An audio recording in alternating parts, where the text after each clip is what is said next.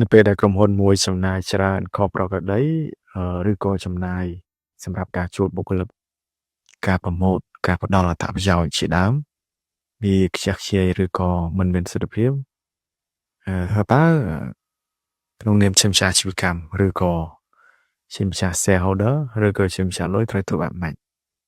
រឿងដែលសំខាន់ទីមួយគឺត្រូវត្រួតពិនិត្យទៅលើរចនាសម្ព័ន្ធរបស់ក្រុមហ៊ុនឡើងវិញថាតើរចនាសម្ព័ន្ធដែលបានរៀបចំសម្រាប់គ្រប់គ្រងឬដឹកនាំក្រុមហ៊ុននឹងមានប្រសិទ្ធភាពហើយនៅឬក៏មានចន្លោះប្រហោងតែត្រូវធ្វើការកំណែតម្រូវឧទាហរណ៍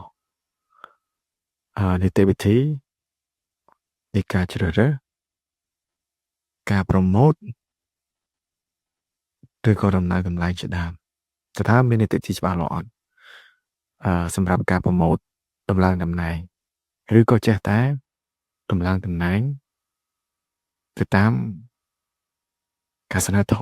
សុំរបស់អាយុដ្ឋានធនធាននេះប្រសិនបើយើងមើលរចនាសម្ព័ន្ធហើយឃើញថាវាមានបញ្ហាក្នុងការប្រម៉ូទការដំឡើងតំណែងឬទូនាទីអញ្ចឹងត្រូវតែរៀបចំរចនាសម្ព័ន្ធឡើងវិញឧទាហរណ៍នៅក្នុងយុវដ្ឋានមួយមានតំណែងឬ position សម្បូរបែបយុវដ្ឋានខ្លះឧទាហរណ៍ថាយុវដ្ឋានខ្លះមានតែប្រធានយុវដ្ឋានវាគ្រប់គ្រាន់ទៅហើយសម្រាប់ការងារឬក៏អីចឹងទៅប៉ុន្តែបុគ្គលិកស្នើសុំឲ្យមានតំណែងយុវដ្ឋានរងឬក៏យុវដ្ឋានអី2 3អ្នកទៀតតើគូដាក់ដែរឬអត់ប្រសិនបើមានធានយុវដ្ឋានមួយហើយដូចគ្នាដែរ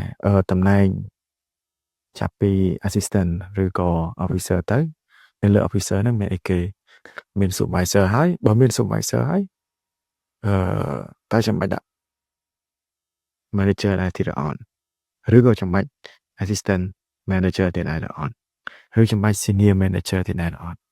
អានេះជាបញ្ហាប្រសិនបើម្ចាស់អាជីវកម្មឬក៏ម្ចាស់ក្រុមហ៊ុនទាំងឡាយផ្ដោតសំខាន់ទៅលើ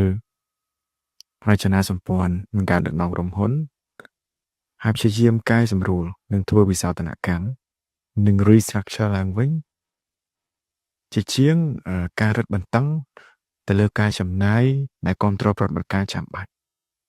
នោះទើបជាប្រសិទ្ធភាពនៃការកាត់បន្ថយចំណាយរបស់ក្រុមហ៊ុនយ៉ាងមានប្រសិទ្ធភាពមិនមែនរាល់ការរឹតបន្តឹងឬក៏រឹតបន្តឹងការប្រម៉ូទផ្ដេសផ្ដាស់